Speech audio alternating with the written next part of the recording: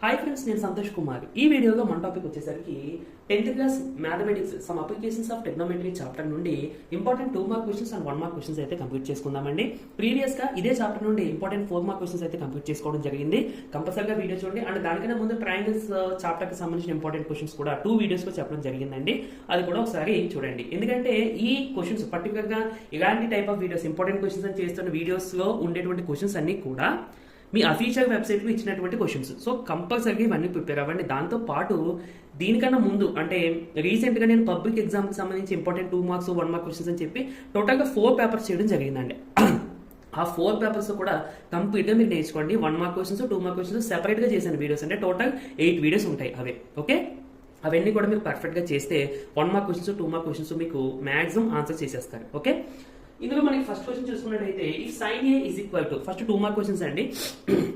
If sine A equal to 3/4 then calculate cos A and tan A ఎంత అని అడుగుతున్నారు. అయితే దీన్ని మనం ట్రయాంగిల్ యూజ్ చేసుకొని చాలా సింపుల్ గా చేసేయచ్చు. నార్మల్ గా మనకి సైన్ ఏ ఫార్ములా ఏంటంటే మనకి opposite side to angle A by hypotenuse side.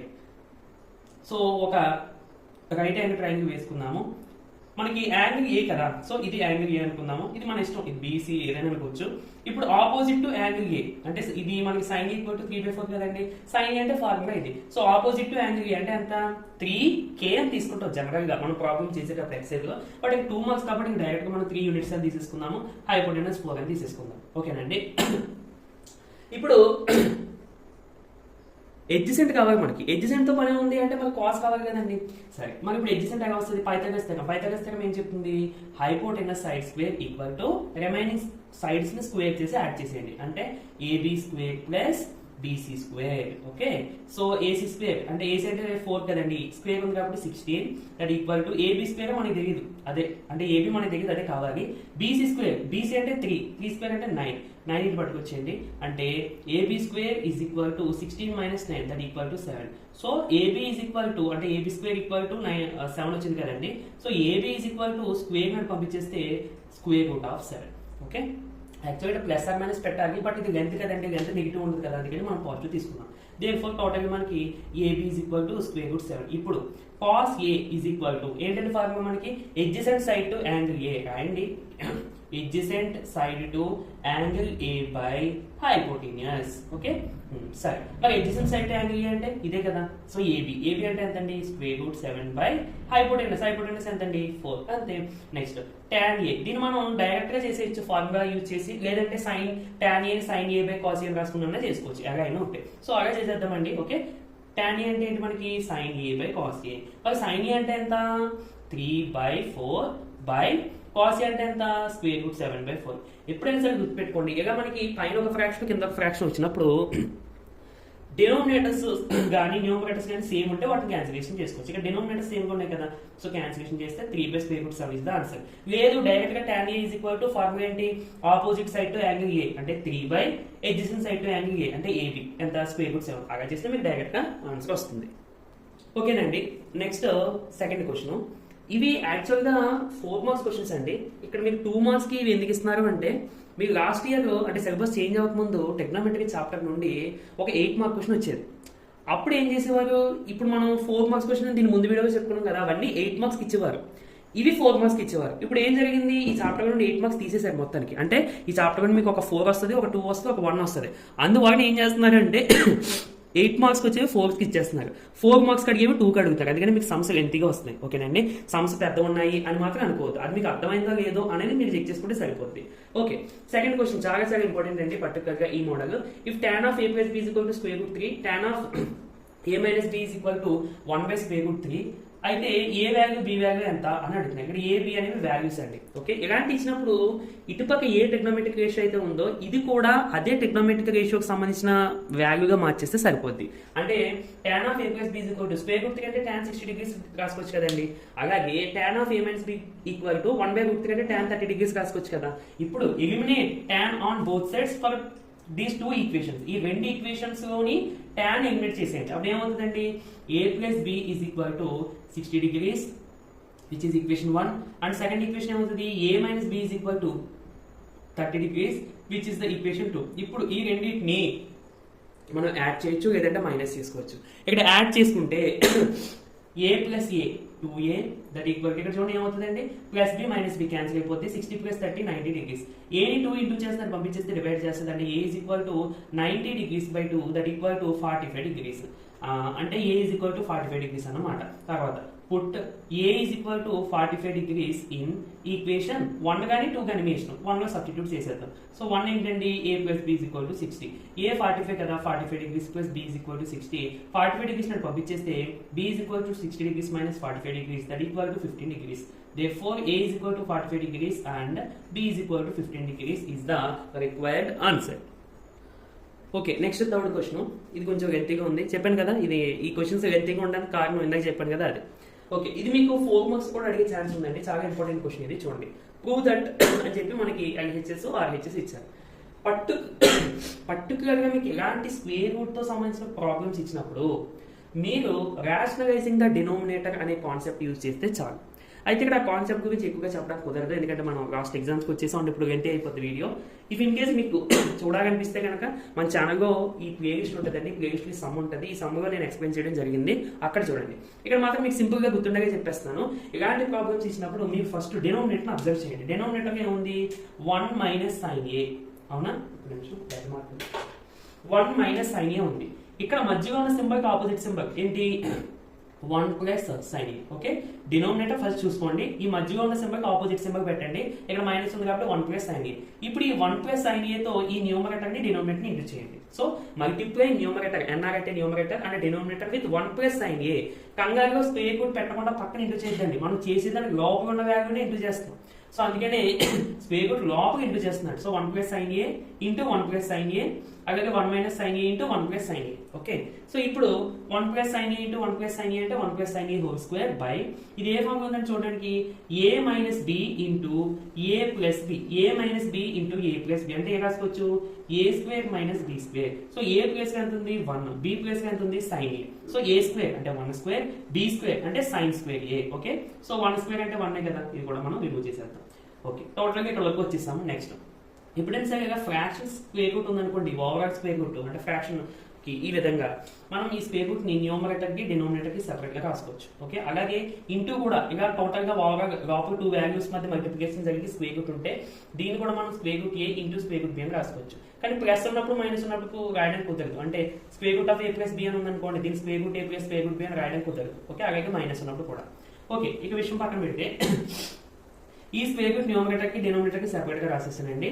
And ఇక్కడ మీరు అబ్జర్వ్ చేస్తే స్క్వేర్ రూట్ లోపల ఉన్న వాల్యూ మొత్తానికి స్క్వేర్ ఉంది, అప్పుడు స్క్వేర్ రూట్ క్యాన్సిల్.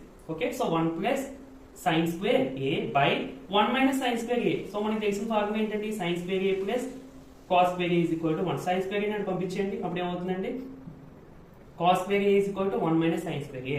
అంటే 1 minus sine square A plus నేను ఏం రాసుకోవచ్చు, cos square A. Okay, so cos square ఏ. ఇప్పుడు మళ్ళీ అబ్జర్వ్ చేయండి, స్క్వేర్ రూట్ లోపల కాస్ ఏ ఉంది, దీనికి స్క్వేర్ ఉంది.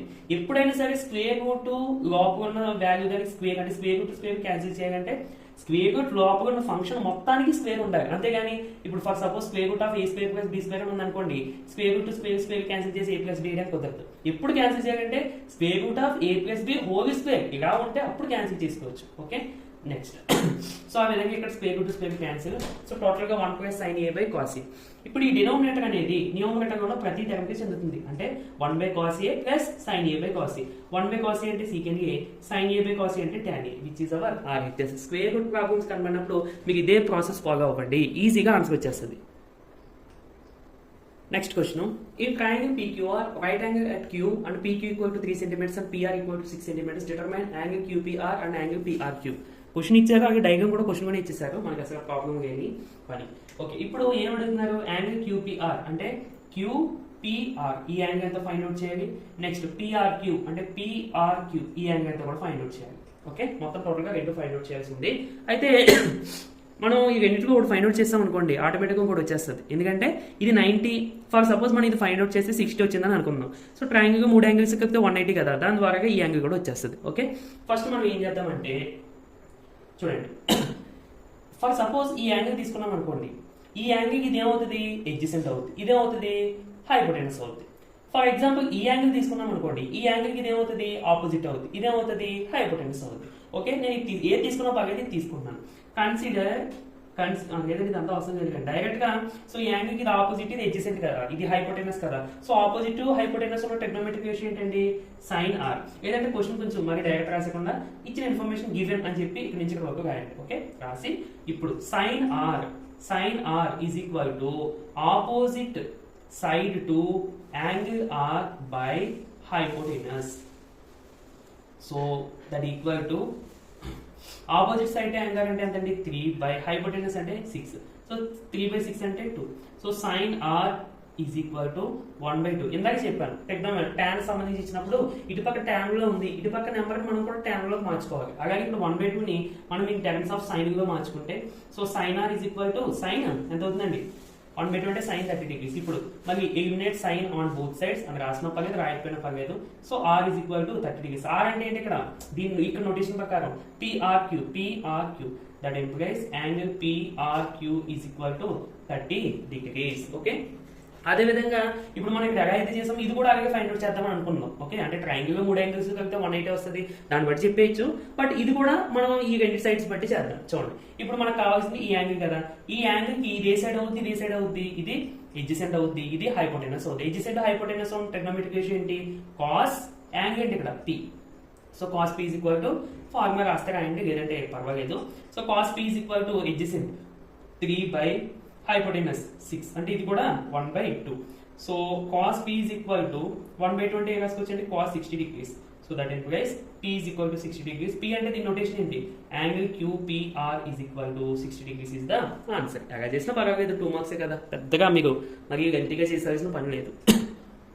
నెక్స్ట్ 1 మార్క్ క్వశ్చన్స్ అండి. ఇందులో ఫస్ట్ క్వశ్చన్ మనం ఆల్రెడీ 2 మార్క్స్ క్వశ్చన్ లో ఫస్ట్ క్వశ్చన్ టైపే. సెకండ్ చూసుకుంటే sin 45 cos 30 tan 45 ఈ వాల్యూస్ ఎంత మ్యాచింగ్ అడిగారు. సో sin 45 అంటే 1/2, cos 30 అంటే 3/2, tan 45 అంటే 1. అయితే ఇక్కడ నేను చెప్పేది ఏంటంటే ఇప్పుడు 1 మార్క్ క్వశ్చన్స్ 2 మార్క్ క్వశ్చన్స్ వచ్చేటప్పటికి కేవలం ఇక్కడ ఇచ్చిన క్వశ్చన్స్ ప్రిపేర్ అవ్వడం కాదండి, ఇటువంటి టైప్ ఆఫ్ మోడల్ క్వశ్చన్స్ మన టెక్స్ట్ బుక్ లో కూడా ఉంటే వాటిని కూడా మీరు ఒకసారి రెఫర్ చేస్తే చాలా మంచిది. అందుకోసం ఇక్కడ ఏంటంటే బాక్స్ ఉంటుంది కదా మనకి, నార్మల్ గా అందరూ కూడా చూసుకోండి బాక్స్, టెక్నోమెట్రీ యాంగిల్స్ ఎలా గుర్తుపెట్టుకోవాలి ఏంటనేది బాక్స్ ఒకటి ఉంటుంది కదా. అండ్ మన ఛానల్ కూడా వీడియో ఉందండి, అది ఆ యాంగిల్స్ ఎలా గుర్తుపెట్టుకోవాలి, ఆ బాక్స్ మొత్తం ఎలా గుర్తుపెట్టుకోవాలి అన్నది. నెక్స్ట్ థర్డ్ క్వశ్చన్ చూసుకుంటే చాలా ఇంపార్టెంట్, చాలా బాగా ఇచ్చారు ఈ క్వశ్చన్, ఎసెక్షన్ రీజన్ అన్నమాట. సో థర్డ్ క్వశ్చన్ లో ఎసెక్షన్ ఏమి ఇచ్చారు అంటే జాగ్రత్త చూడండి, Ravi says he got the value అని చెప్పి sin A is equal to 5/4 అని చెప్పి ఇచ్చారు. For the right triangle constructed, okay. Reason ఏంటి అంటే the value of sin A does not exceed 1. sin A అనే వాల్యూ 1 దాటి రాదు అని చెప్పి అని అంటారు. ఫస్ట్ క్వశ్చన్ ఒకసారి మీరు అర్థండి, ఫస్ట్ క్వశ్చన్ కాదు, ఫస్ట్ అసెప్షన్ అన్నా కదండి, అంటే స్టేట్మెంట్ అని. So sin A is equal to 5/4 అని ఇచ్చాడు. అసలు sin A అంటే మనకి ఫార్ములా ఏంటండి, ఆపోజిట్ బై హైపోటెనస్. అంటే మనం ఒక రైట్ యాంగిల్ ట్రయాంగిల్ డ్రా చేసుకుంటే ఇది A అనుకుంటే ఆపోజిట్ ఏమో 5, హైపోటెనస్ ఏమో 4 వచ్చింది. అసలు ఇది పాసిబిలిటీ ఉంటుందండి, ఉండదు. ఎందుకు ఉండదు, ఎందుకంటే రైట్ యాంగిల్ ట్రయాంగిల్ లో ఈ 2 సైడ్స్ తో కంపేర్ చేసుకుంటే హైపోటెనస్ అనేది కంపల్సరీగా పెద్దది ఉంటుంది. ఇక్కడ ఏమంటున్నాడు, ఆపోజిట్ పెద్దది ఉంది, హైపోటెనస్ చిన్నది ఉంది, ఇదే మెజర్మెంట్స్ తో రైట్ యాంగిల్ ట్రయాంగిల్ కన్స్ట్రక్ట్ చేశాను అంటున్నాడు. But that is not true, కాబట్టి అసెప్షన్ ఫాల్స్ అన్నమాట. ఇక సెకండ్ వచ్చేసరికి sin A వాల్యూ 1 దాటి రాదు అని చెప్పి ఇచ్చాడు. సో దీని గురించి మనకి అంత డెప్త్ తెలియదు, ఎందుకంటే మనకి వాల్యూస్ తెలిసిన ఏంటి 0 నుంచి 90 degrees వరకు 10th క్లాస్. ఓకే, అందుకని నేను సింపుల్ గా చెప్తానంటే మీరు గుర్తుపెట్టుకోండి, sin A వాల్యూ అనేది -1 కి +1 కి మధ్యలో ఉంటుంది. ఓకే, ఇంకా దీన్ని దాటతో ఇటు పక్క దీన్ని దాటదు, మీకు ఎంత యాంగిల్ పెట్టినా. అంటే మనకి 90 degrees వరకే తెలుసు, బట్ ఇంటర్మీడియట్ పెరిగిన తర్వాత ఇంకా మనకి పెద్ద యాంగిల్స్ వస్తాయి. మనం ఎంత పెద్ద యాంగిల్ పెట్టినా కానీ ఇది -1 కి 1 కి మధ్యలోనే ఉంటుంది. ఓకే, సో చూసుకోండి. సో ఇంతకీ విషయం ఏంటి, first the false, reason is 2. So మీకు ఇది థర్డ్ ఆప్షన్ ఉంది. అసెప్షన్ రీజన్ ఇచ్చినప్పుడు మాత్రం చాలా జాగ్రత్తగా చూసుకోవాలండి, క్వశ్చన్ ని 1-2 సార్లు చూసుకోవాలి. ఎందుకంటే సపోర్ట్ రీజన్ అసెప్షన్ సపోర్ట్ చేస్తుందా ఏదైనా ఆప్షన్ కూడా ఉంటుంది. ఇక్కడ లక్కీగా మనకి అసెప్షన్ ఫాల్స్ కాబట్టి ఆ ప్రాబ్లం లేదు. బట్ ఒకవేళ 2-2 వచ్చినాయి అనుకోండి, అప్పుడు మళ్ళీ రీజన్ దీన్ని సపోర్ట్ చేస్తుందా లేదో కూడా చూసుకోవాలి. నెక్స్ట్ ఇక ఫోర్త్ క్వశ్చన్ డైరెక్ట్ క్వశ్చన్ అంటే అది direct values reason. So 2 tan 30 degrees by 1 plus 1 plus tan square 30 degrees. చెప్పాను కదా మీకు ఆ బాక్స్ ట్రిగ్నోమెట్రిక్ రేషియోస్ కి సంబంధించిన యాంగిల్స్, ఆ బాక్స్ ఉంటుంది కదండి వాల్యూస్ అంటే ట్రిగ్నోమెట్రిక్ sin 0 sin 45 tan 45 ఇలాగా మన 6 ట్రిగ్నోమెట్రిక్ రేషియోస్ కి సంబంధించిన ఆ వాల్యూస్ ఏంటన్నది మీకు ఆ బాక్స్ లో ఉంటాయి. బాక్స్ కంపల్సరీగా మీకు వచ్చి ఉండాలి. 2 ఇంటూ tan 30 డిగ్రీస్ అంటే 1 by square root 3 by 1 plus tan square 30 degrees అంటే 1 by square root 3 whole square that equal to మనం ఇక్కడ ఇంటూ చేస్తే అవుతుందండి 2 ఇంటూ 1 బై రూట్ 3 అంటే 2 by root 3 by so square 1 కి వచ్చినప్పుడు 1 స్క్వేర్ రూట్ 3 కి వచ్చినప్పుడు స్క్వేర్ రూట్ స్క్వేర్ క్యాన్సిల్ అయిపోద్ది.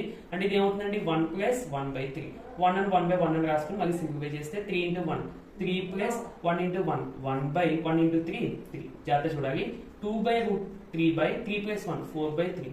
సో ఇలా ఫ్రాక్షన్ కింద ఫ్రాక్షన్ వచ్చినప్పుడు మనం ఫస్ట్ ఫ్రాక్షన్ నార్మల్ గా రాసుకుని ఇంటూ పెట్టి సెకండ్ ఫ్రాక్షన్ రెసిప్రోకల్ చేస్తాం అంటే 3 బై 4. సో అగైన్ మళ్ళీ 2 టేబుల్ ఇది 2 టైమ్స్ క్యాన్సిల్. ఈ 3 ని మనం మళ్ళీ ఏం రాసుకోవచ్చు అండి square root 3 into square root 3 okay ఎందుకంటే square root 3 into square root 3 అంటే 3 కాబట్టి డినామినేటర్ ఇక్కడ ఒక స్క్వేర్ రూట్ 3 ఉంది ఇక్కడ 2 ఉంది ఒకటి క్యాన్సిల్ అయిపోతుంది అంటే టోటల్ గా square root 3 by 2 is the answer. ఒకసారి ఇక్కడ చూసారా ఆప్షన్ లో డైరెక్ట్ గా ఆన్సర్ ఇవ్వకుండా మళ్ళీ sin 60 cos 60 tan 60 అని అడిగారు. సో స్క్వేర్ రూట్ 3 బై 2 అంటే ఎంత అండి మనకి sin 60 డిగ్రీస్. ఇది మనకి డైరెక్ట్ ఎక్సర్సైజ్ ప్రాబ్లమ్.